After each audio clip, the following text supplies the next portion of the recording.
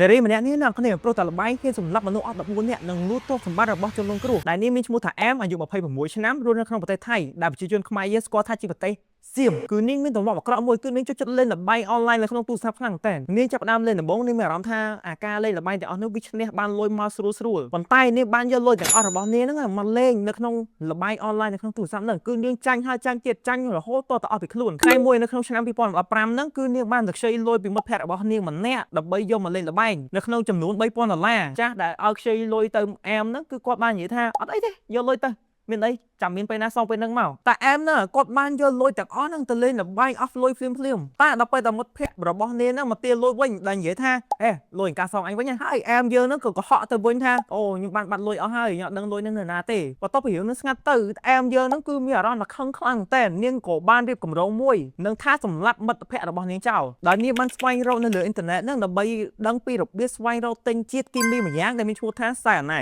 ហើយអាថ្នាំហ្នឹងវាមានកម្រិតគីមីជាតិពុលខ្លាំងតែអ្នកនរគ្នាវាអាចសម្លាប់មនុស្សបានណាបន្ទាប់មកនាងបានរៀបចំដាក់ថ្នាំហ្នឹងចូលទៅក្នុងអាហារនិងភេសជ្ជៈដើម្បីទៅលេងបន្ទប់របស់នាងហើយមិត្តភក្តិរបស់អាមហ្នឹងគឺមិនដឹងទេថានាងបានដាក់ថ្នាំអ្វីចូលទៅក្នុងកែវឬក៏ភេសជ្ជៈឬក៏ចំណីដែលយកទៅឲ្យនាងញ៉ាំហ្នឹងហើយបន្ទាប់ពីនាងញ៉ាំភ្លាមហ្នឹងគឺធ្វើឲ្យនាងដួលសន្លប់ទៅនឹងដីហើយបកាច់រហូតដល់ស្លាប់បន្ទាប់ពីនាងស្លាប់ហ្នឹងភ្លាមហ្នឹងអាមក៏បានចូលទៅរកយកទ្រព្យសម្បត្តិនិងលុយទាំងអស់របស់មិត្តភក្តិរបស់នាងហ្នឹងហើយរត់គេចខ្លួនទៅបានហើយអាជាតិសៃអាណៃហ្នឹងគឺវាពិបាកចាប់អារម្មណ៍ខ្លាំងមែនទែនដោយគេគិតឬក៏គេសន្និដ្ឋានថាមិត្តភក្តិរបស់នាងហ្នឹងអាចនឹងពលអាហារស្លាប់ហើយអាមយើងហ្នឹងក៏បានរួចខ្លួនបានទៅតាមបញ្ជូហេតុការណ៍ហ្នឹងមកអាមបានជួបបរិសម្នាក់ដែលមានឈ្មោះថាវិធុនរាងស៊ីវុទ្ធផនជាបលីមូលដ្ឋានម្នាក់ហើយមិនបានយូរប្រហែលពួកគេក៏សម្រេចចិត្តថាដេតជាមួយគ្នាបន្តជាយូរទៅក៏បានរៀបការជាមួយនឹងគ្នាអាមហាក់ដូចជាមានជីវិតល្អប្រសើរជាងមុនមិនលេងល្បែងអនឡាញបន្តទៀតហើយគ្មានអ្នកណាដឹងទេថានាងបានសម្លាប់នរណាម្នាក់ប៉ុន្តែក្នុងឆ្នាំ2020ហ្នឹងអាមក៏បានសម្រេចចិត្តថាលេងហ្គេមអនឡាញម្ដងទៀតចរិតអត់កែហ្មងអ្នកគ្នា